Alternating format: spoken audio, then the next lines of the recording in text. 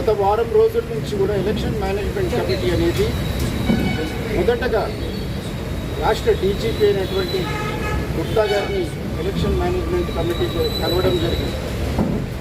ఈ డీజీపీ గారిని కలవడం ముఖ్య ఉద్దేశం ఏమిటంటే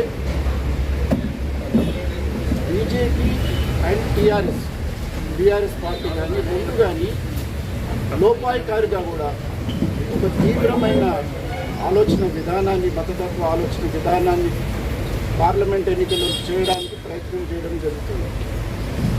మీరు హైదరాబాద్ పార్లమెంట్లో చూస్తే గత 30 సంవత్సరాల నుంచి కూడా ఎంబీటీ ఎంఐఎం పార్టీ అనేది రెండు పెద్ద శత్రువులు, రాజకీయంగా పెద్ద శత్రువులు.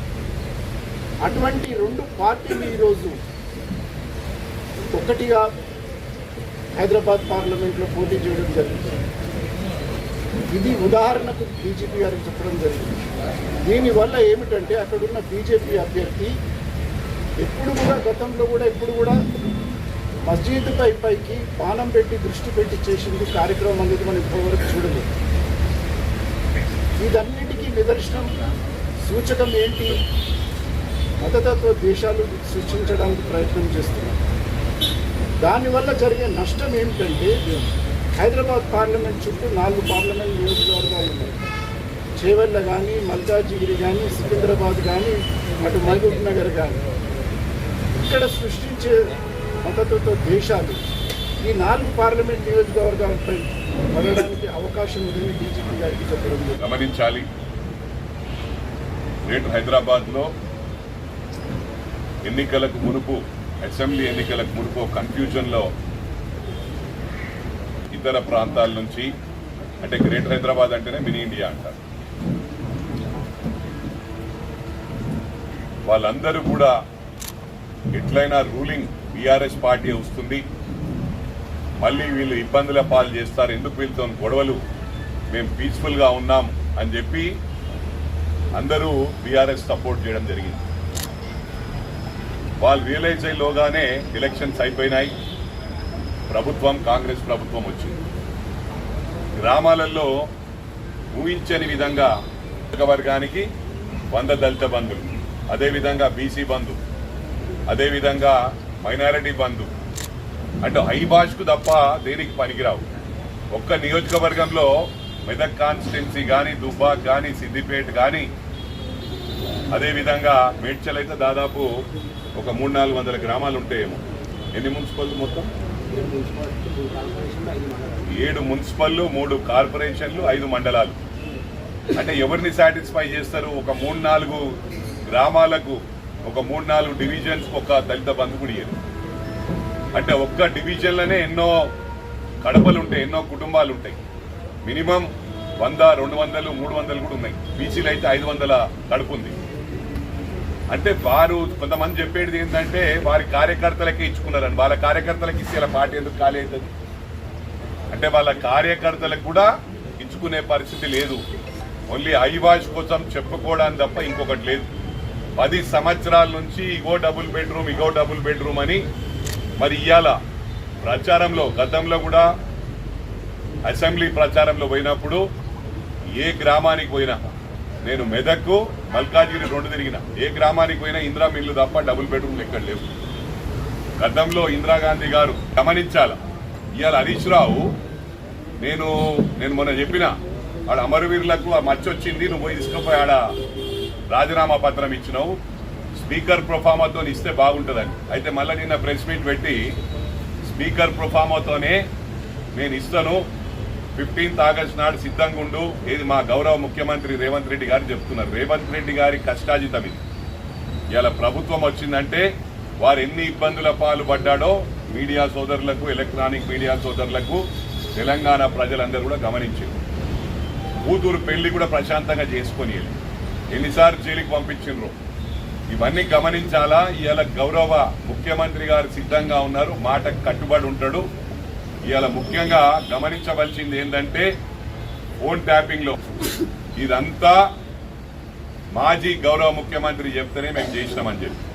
ఇవాళ కేటీఆర్ కానీ, హరీష్ కానీ, కేసీఆర్ గారి అరెస్ట్ కావడానికి సిద్ధంగా ఉండండి. మా గౌరవ ముఖ్యమంత్రి గారు రిక్వెస్ట్ చేస్తా ఉన్నా, మనం అరెస్ట్ చేయకపోతే మనం ఏదో ఇదవుతున్నాం అనుకుంటారు. వాళ్ళని అరెస్ట్ చేయాలి, తప్పకుండా వీరు ముగ్గురిని అరెస్ట్ చేయాలని చెప్పి కూడా నేను విజ్ఞప్తి చేస్తా ఉన్నా మా గౌరవ ముఖ్యమంత్రి గారికి.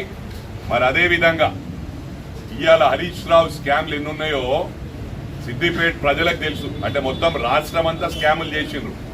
సిద్దిపేటే ఉదాహరణకు తీసుకుంటా. రంగనాయక్ సాగర్ లో ఏదైతే ఇరిగేషన్ స్థలం ఉందో ఇరిగేషన్ స్థలం బెనామీల పేర్ల మీద చేయించి వాళ్ళ పేర్ల మీదకి వెళ్ళి ఈయన పేరు మీద చేసుకున్నాడు.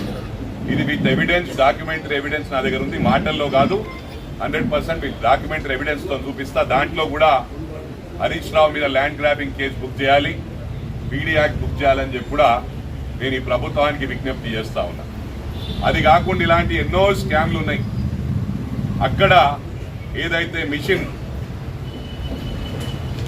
కాకతీయ పేరట చెరువు మీద 4 తుమ్మ చెట్లు వీకి 100 కోట్లు దాంట్లో కూడా దోసుకున్నది ప్రజలందరికీ కూడా తెలుసు.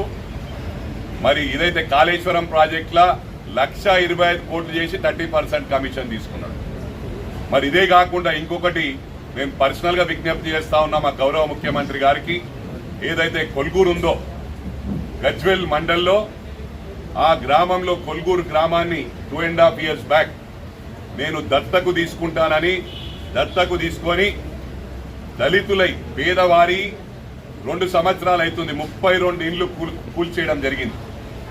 కొత్త డబుల్ బెడ్రూమ్ కట్టిస్తా అని దానిపైన కూడా కేసు బుక్ చేయాలని చెప్పి కూడా నేను ఈ ప్రభుత్వాన్ని విజ్ఞప్తి చేస్తా ఉన్నా. అరెస్టు చేయాలంటే రోజు అరెస్టులే ఉంటాయి, జైలుకి వెళ్ళి రావడం మళ్ళీ జైలుకు పోవడం. హరీష్ రావు సిద్ధంగా ఉండు. మీరు ఏ విధంగా అరాచకాలు చేసినరో, ఎంతమంది మీ తప్పుడు కేసులు సిద్దిపేటలో ఒక చక్రధర్ గౌడ్ అనేట ఆయన మీద రేప్ కేసులు బుక్ చేయించారు, ఎన్నో కేసులు బుక్ చేయించి ఆయన ఉరేసుకునే పరిస్థితి. ఆ టైంలో మేము ప్రొటెక్ట్ చేసి తప్పకుండా మీకు అండగా ఉంటామంటే ధైర్యంతో బయటకు వచ్చింది, లేకపోతే డబ్బులని రోడ్డు మీదకి వచ్చిండు.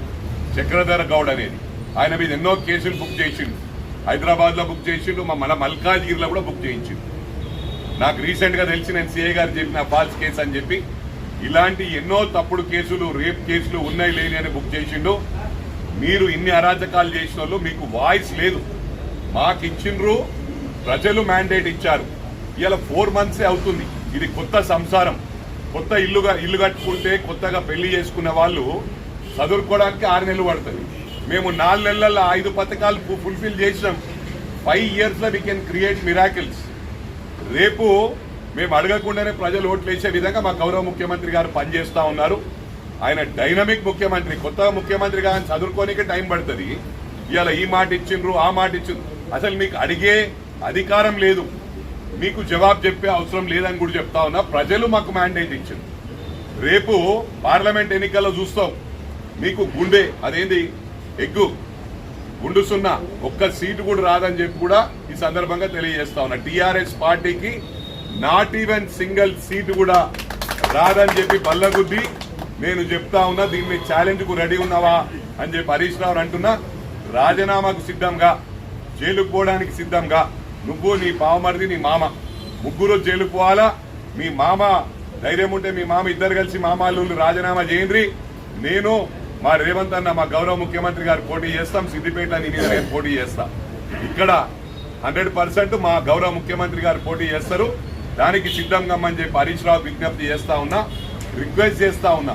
తయారుగా మాటలు చెప్పక. ఎందుకంటే గతంలో కూడా నేను టీడీపీ ఎమ్మెల్యే ఉన్నప్పుడు నేను రాజీనామా ఇచ్చిన స్పీకర్ ప్రొఫామంలో తిరుపతికి వెళ్ళి కిరణ్ కుమార్ రెడ్డి గారు స్పీకర్ ఉన్నప్పుడు నేను అక్కడ ఇచ్చి ఒకటే చెప్పిన, అమరవీరుల కుటుంబాలకు నా సీట్ నేను త్యాగం చేస్తా.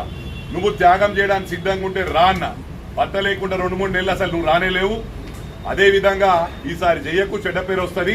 మీకు మంచి పేరుంది, నీకు అదే మంచి పేరుందని నీకు నేను ఏ విధంగా నేను చెప్తున్నా మంచి పేరున్నట్టయితే నువ్వు వెంటనే 15th August నాడు రాజీనామా చేయి. మీ మీద నేను పోటీ చేయడానికి సిద్ధంగా ఉన్నా. మొన్న దొంగోట్లు చేసి గెలిచిండ్రు. మైనంపల్లి హనుమంతరావు అనేటోడు తెలంగాణ ఉద్యమం టైంలో మెదక్కి 2 సార్లు గెలిచిన. ఇవాళ హ్యాట్రిక్ 3వసారి నా కొడుకు గెలిచిండు. నువ్వు అనుకోవచ్చు ఇక్కడ మల్కాజ్గిరి ఓడిపోయిందని. నేను 3 సెంచరీలు కొట్టినా. ఒక్క దాంట్లో డక్అవుట్ అయినంత మాత్రాన ఫీల్ అయిటోని కాదు. గవాస్కర్ కూడా డక్అవుట్ అయిండు. సచిన్ టెండూల్కర్ నమ్మటోని సిద్ధం కండి. 5 సంవత్సరాలు నేను పోటీ చేయ అని చెప్పినా. నెక్స్ట్ పోటీ కాదు, చేస్తే నీ మీదే చేస్తా. ఫస్ట్ ఇప్పుడు సిద్ధం గాను 5 సంవత్సరాల నేనే కాదు నిన్ను ఓడగొట్టుడు నా ఇది. అక్కడ ఎవరు గట్టిగా పనిచేసినా కూడా వాళ్ళకి సహకరిస్తా. ఎవరైనా సిద్దిపేటలో సరిగ్గా పనిచేయకపోతే నేనే ఫీల్డ్కి దిగుతా. నిన్ను ఓడగొట్టడమే నా లక్ష్యం. 5 సంవత్సరాలు ఆగొద్దు అంటే ఇప్పుడు ఇమీడియట్ 15th ఆగస్ట్ నాడు రెడీగా ఈ 3 months నిన్ను ఓడగొట్టి తీరుతా అని చెప్పి కూడా ఈ సందర్భంగా తెలియజేస్తూ, ఇక్కడ మా సోదరిమణి సునీత మహేందర్ రెడ్డి, పట్నం మహేందర్ రెడ్డి గారిని తప్పకుండా మేము ఢిల్లీకి పంపిస్తా ఉన్నాం. బంపర్ మెజార్టీతో గెలుస్తున్నాం. అదేవిధంగా కంటోన్మెంట్ లో శ్రీ గణేష్ కూడా చాలా బ్రహ్మాండమైన స్పందన కనిపిస్తుంది. ఎక్కడ చూసినా తప్పకుండా కాంగ్రెస్ ని ఈసారి గెలిపించుకుంటామన్నారు. ఇక్కడ రిప్రజెంటేషన్ లేదు కాబట్టి ప్రజలందరూ గ్రహిస్తా ఉన్నారు. ఈ ఒక్క రిప్రజెంటేషన్ ఇచ్చినట్టయితే 7 నియోజకవర్గాలు కూడా బ్రహ్మాండంగా డెవలప్ చేస్తానని గౌరవ ముఖ్యమంత్రి గారు మాకు మాట ఇచ్చిండ్రు. మేము ఎమ్మెల్యేలు గతంలో ఎట్లా పనిచేసామో ఎమ్మెల్యే లాగానే సునీత మహేందర్ రెడ్డి గారిని ఢిల్లీకి పంపించండి, నేను పనిచేస్తా అని చెప్పి కూడా ప్రతి ఒక్కరికి మరి మల్కాజ్గిరి పార్లమెంట్ ప్రజలందరికీ కూడా విజ్ఞప్తి చేస్తూ ఈ అవకాశం ఇచ్చిన నా ప్రియమైన సోదరులకు, పత్రికా సోదరులకు, ఎలక్ట్రానిక్ మీడియా సోదరులకు ధన్యవాదాలు తెలియజేస్తా ఉన్నాను.